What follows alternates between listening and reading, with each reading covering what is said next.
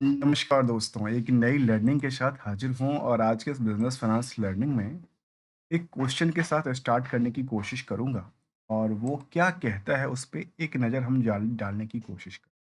देखिए क्वेश्चंस कहता है कि मार्केट में एक कंपनी है जिसका नाम है त्रिवेणी टरबाइन और हम त्रिवेणी टरबाइन की बात करेंगे।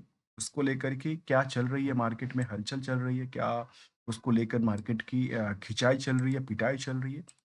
तो जो पावर सेक्टर की दिग्गज कंपनी है, टरबाइन बनाने वाली कंपनी है और इसमें देखा जाए तो इनकी प्रोडक्टिविटीज़ रेंज में जो बिज़नेस करती है, इसमें कहते हैं जो पावरिंग स्रोत और इसमें टरबाइन की खास करके इनके पास काम है। बस टरबाइन में अलग-अलग कैपेसिटीज़ अलग-अलग कैपेसिटी के अलावा अलग-अलग तरह की टरबाइन होती है, जिसमें कि चाहे वो हाइड्रो पावर को लेकर हो, विंड पावर को लेकर के हो या फिर जो आजकल ये जो जिसमें कि डील करती है। इसके अलावा कहती है जो पंप एंड चिलर्स हीट वाली चीज़ सिचुएशन हो या फिर इनके अलावा इनकी प्रोडक्टिविटीज़ इसमें काफ़ी सारे प्रोडक्ट हमने यहाँ पे देखने की कोशिश किया है।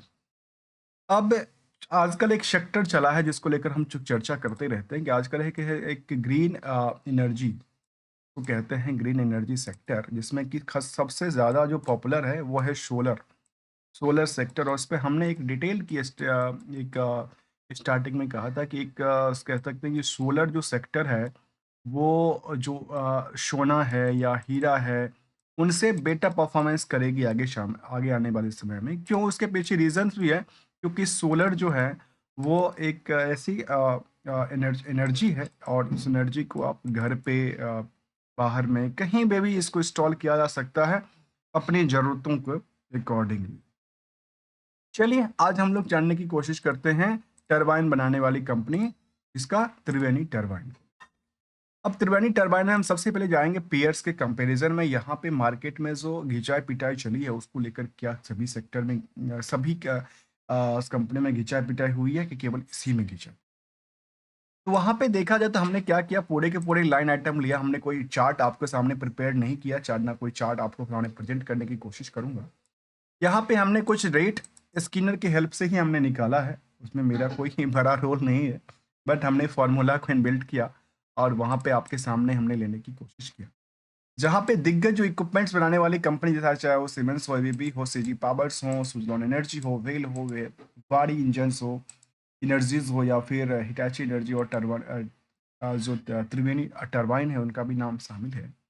तो देखिए सेक्टर की जो सभी कंपनियां हैं वो नियर अबाउट द सभी में घिंचाई पिटाई हुई है। यदि त्रिवेणी टरबाइन की बात करें तो 36% का है, तो सेवेंस में करीब 35%, तो एबीबी जैसे कंपनी में करीब 40%। सबसे ज्यादा पिटाई वाली ये स्टॉक कौन सी रही? एबीबी। जबकि सबसे कम पिटाई वाली इस सेगमेंट की कंपनियां रही जिसका नाम है हिटाची एनर्जी। लेकिन केवल केवल इससे हमें कंक्लूजन पे नहीं मिलता कि आखिर इस पिटाई का रीजन क्या है, मार्केट में इसका अपॉर्चुनिटी क्या क्रिएट कर रही है कि नहीं कर रही है। यदि हम नेट इनकम मार्जिन की तरफ देखा जाए सभी कंपनियों का, तो ये देखा गया कि जो त्रिवेणी टरबाइन है वो 17% की सेविंग करती है। जबकि जो बाकी इनके दिग्गज मार्केट हाइट के हिसाब से देखा जाए तो उसके हिसाब से काफी ज्यादा यहाँ पे ग्रोथ लेवल करती है अपने रिजर्व ट्रांसफर। इसका जो हाइट है मार्केट का लेकर के वो है 17,900 करोड़ के आसपास की हाइट है। जो इस पी रेशियो को देखते हैं तो पी रेशियो में ऑलमोस्ट कह सकते हैं कि इन सभी लिस्ट के अकॉर्डिंगली आज भी ये सबसे ज्यादा चीपेस्ट रेट में है। सबसे किसमें है? सबसे सस्ते रेटों में देखने को मिलता है, जबकि डेट टू इक्विटी का नंबर हो, बुक वैल्यू के मुताबिक मार्केट की रेंज हो या फिर इंटरेस्टिक वैल्यू के कंपैरिजन में हो, जिसमें कि एक कंपनी और निकल के आती है इसका नाम है वारी एनर्जी, जो कि इंटरेस्टिक वैल्यू के कंपैरिजन में बहुत ज़्यादा रेस में शामिल तो नहीं हुआ है, लेकिन जो कि आज के वैल्यूएशन में थोड़ा सा है, लेकिन यहाँ पी रेशियो के मुताबिक थोड़ा सा अर्निंग जितना कर रही है उसके मुताबिक मार्केट में रेस थोड़ा सा ज़्यादा बनती देखिए। त्रिवेणी टरबाइन के लेटेस्ट अपडेट के लेकर चलते हैं, जहाँ पे कंपनी ने कुछ अपडेट भी दिया होगा, जहाँ पे कंपनी के कुछ अपडेट में ये आई थी, जो सेट का कुछ अपडेट आया था। उन्होंने शायद होल्डिंग को चेंज किया है, ये प्रमोटर ने खरीदा या किसने लिया उसको लेकर चर्चा करते हैं। उन्होंने देखा गया कि त्रिवेणी टरबाइन लिमिटेड के अंदर यदि आप देखेंगे जो एक्वायर की बात की जिसको हम कहते हैं जो person acting in the concern में जिसको पैक कहते हैं, उसमें ये सारे नाम शामिल करता है, जहाँ पे निखिल स्वराज शेलर्स था, और जो कि पैक प्रोमोटर के तौर पे ये देखा गया था, जो कि माइनर एक्वायरर था, जो कि जेहंस निखिल जिसका नाम शामिल करता है। इसमें कुछ पैटर्न को लेकर के चेंज हुआ है। इसमें इसमें डिटेल में जाकर के समझने की ज़रूरत पड़ेगी। मैं इसमें ज़्यादा लगाने की कोशिश नहीं करता। Sorry for that.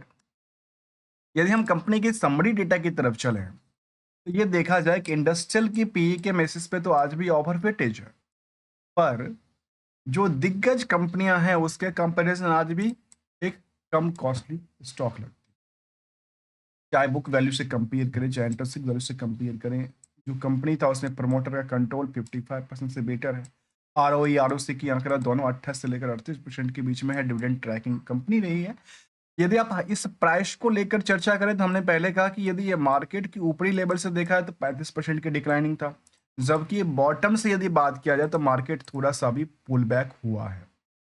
यदि एग्जैक्टली परसेंटेज की बात करें तो ये देखने को मिलता है कि यहाँ से 22% की मैरिक मार्केट से रैली क्रिएट किया है फ्रॉम द 52 वीक की लो प्राइस। एक चीज को और जानना जरूरी है कि कंपनी में जो सेल्स का आधार है, सेल्स का नंबर है, उसमें कितना है और कितना ग्रोथ लेवल बना के रखी है। क्योंकि कंपनी में वाई ओ वाई का ग्रोथ होना चाहिए, क्यू आर क्यू का ग्रोथ होना चाहिए, तो मार्केट को ऐसा लगता है कि शायद वो दिन ब दिन अपनी बिजनेस को डेवलप कर रही है, चाहे सिचुएशंस कैसा भी हो, उनको ज़्यादा फर्क नहीं पड़ रहा है, इनकी डिमांड लगातार बनी। यहाँ पीयर्स के मुताबिक जब कंपेयर हमने करने की कोशिश करते हैं तो हमने एक ही लाइन आइटम के अंदर सबको हमने इंक्लूड कर लिया, जहाँ पे चाहे बड़ी दिग्गज की एबीपी हो, और चाहे एएस और सेमेंस हो, एबीबी हो या सीजी पावर हो। तो यहाँ पे ज़्यादातर कंपनियों में जो सेक्टर वाइज आप देखेंगे तो ज़्यादातर कंपनियों में ग्रोथ लेवल हो, चाहे वो वाई ओ वाई चाहे क्यू आर क्यू बना हुआ है। जहाँ त्रिवेणी टरबाइन के अंदर 16% की सेल्स में ग्रोथ थी, तो प्रॉफिट भी करीब करीब 35% ग्रो करती है फ्रॉम द पिछले साल के सेम क्वार्टर से कंपेयर कर। यदि हम इनकी क्वार्टरली डेटा को देखें, दिसंबर से सितंबर को कंपेयर करके देखें, तो नॉर्मल नॉमिनल से रही है सेल्स में, तो प्रॉफिट में करीब 2% के आसपास नियरली घूमता देखा गया। जबकि कुछ दिग्गज कंपनी में डिक्लाइनिंग रेशियो भी था और कुछ कंपनी में अच्छी खासी रैली भी देखने को मिलता था। यदि सबसे ज्यादा ग्रो किसी कंपनी को देखा जाए, यदि आप वाई ओ वाई की बेसिस पे देखते हैं, तो सबसे ज्यादा वारी एनर्जीज के अंदर देखने को, सॉरी, हिटाची एनर्जी के अंदर देखने को मिला। तो वही डायरेक्शन इनका क्वार्टर ऑन क्वार्टर डेटा भी को देखने को मिलता था।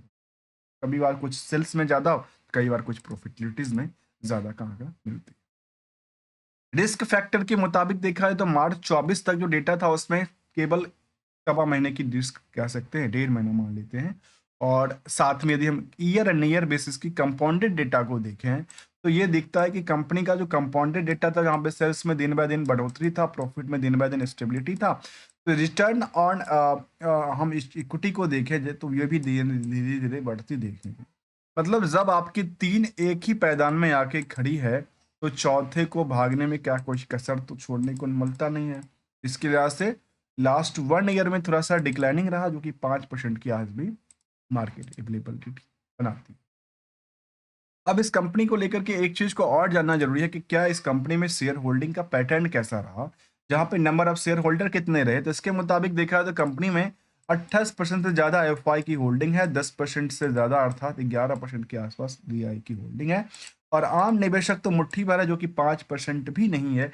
जिस 5% नहीं होने के कारण भी 1.5 लाख के आसपास शेयर होल्डर्स का लिस्ट बनता है, जो कि दिन बाय दिन बढ़ती जा रही है। जब मार्केट में दिन बाय दिन बढ़ेगी, मार्केट में स्प्लिट बढ़ेगा, तो मार्केट में ऑब्वियसली हो सकता है कई बार डिमांड बढ़ेगी, कई बार डिमांड की पिटाई ज्यादा हो। तो हमने इसको जानने की कोशिश किया, तो रिस्क और रिवार्ड के एक्सपेक्टेशन को देखा तो कंपनी में रिस्क नहीं कहता है, रिवार्ड की एक्सपेक्टेशन थोड़ा सा हाइक है, और इसके मुताबिक हमने देखा कि यहाँ पे कुछ चीज़ों को लेकर के नेगेटिव इम्पैक्ट डालती है, पर ज़्यादा फर्क नहीं पड़ता। क्योंकि यदि आप इन कंपनी की एसेट्स को तरफ देखा जाए तो कंपनी में जो रिजर्व था वो भी लगातार बढ़ती देखने को मिलता है। दिन बाय दिन रिजर्व काफ़ी बेटर परफॉर्मेंस और एक रिजर्व बना हुआ है। साथ में रिजर्व के पीछे आप चाहे इन्वेस्टमेंट की बात करें, चाहे वो अदर करंट एसेट्स की बात करें, वो भी हमारे सामने दिखता है। तो चार्ट लेवल पे देखा जाए तो ये कह सकते हैं कि आज के सिचुएशन में मार्केट में तो क्या करती है, लगातार bottom bottom bottom bottom bottom, या यहाँ पे बॉटम बॉटम आते आते देखिए, जैसे यहाँ पे मार्केट में क्या बना था, स्थिरता बना था। शायद स्थिरता बना पाएगी, तो कहती नहीं। यहाँ पे मार्केट ने बॉटम से क्या किया, जंप किया, अर्थात जिस हिसाब से पहले इनका बॉटम टू बॉटम बना था उसके मुताबिक मार्केट में रेस में शामिल करता पाया गया। यदि इनकी इन प्राइस के हिसाब से देखा जाए तो इनके पास सपोर्टिंग कौन सा बनता था लोअर के लिए, ये, लेकिन उसी प्राइस के आसपास आके अटका पड़ा है। देखिए हम कोई भी टेक्निकल एनालिसिस की बात बिल्कुल नहीं कर रहे हैं कि आप मेरे बेसिस पे, मेरे स्टडी बेसिस पे आप किसी स्टॉक के खरीदो, रखो या बेचो, this is your decision, your money. But एक चीज हमेशा कहता हूँ कि दोस्तों, मनी इज एवरीथिंग, लेकर और बेटर टुमारो के लिए इसको सिक्योर भी करना जरूरी है और शेयरिंग भी करना जरूरी है। इसके साथ साथ यदि पूरे के पूरे इंडस्ट्रियल चेन की बात किया जाए तो यहाँ पे हम देखा जाए तो कंपनी का जो रेगुलर इनकम के तौर पे अपने शेयर होल्डर को देने वाली चीजें रही है, उसमें साल दर साल कंपनी ने डिविडेंड दिया है, जहाँ पे चाहे वो उनके पास 2022 में अच्छी खासी फंड हुआ करता था, फिर उन्होंने लगातार डिविडेंड दिया है। एनालिसिस की पार्ट की वजह बीएससी इंडस्ट्रियल इंडेक्सेशन की पॉइंट ऑफ व्यू से यदि देखा तो एक टाइम फ्रेम के मुताबिक मार्केट में कई बार ये पॉजिटिव दिखता है तो कई बार नेगेटिव दिखता है, क्योंकि इसका टाइम फ्रेम में यदि प्राइस उस टाइम के मुताबिक मार्केट ज्यादा है तो शायद वो हमारे सामने पॉजिटिव दिखता है, अदरवाइज वो नेगेटिव इंपैक्ट डालती देखी जाती है। तो हम मिलेंगे कुछ नई स्ट्रेटजी के साथ, न्यू कंसेप्ट के साथ। तब तक के लिए विदाउट कोई ट्रेडिंग एडवाइजरी और नोट को लेकर, क्योंकि हम लोग ना कोई ट्रेडर्स है ना कोई एडवाइजर्स है, ओनली एज ए लर्नर है। मिलेंगे, तब तक के लिए यदि आपको अच्छा लगा हो, एडिशन मिलता हो तो वीडियो को लाइक, चैनल को सब्सक्राइब भी कर सकते हैं। Thanks for the joining us.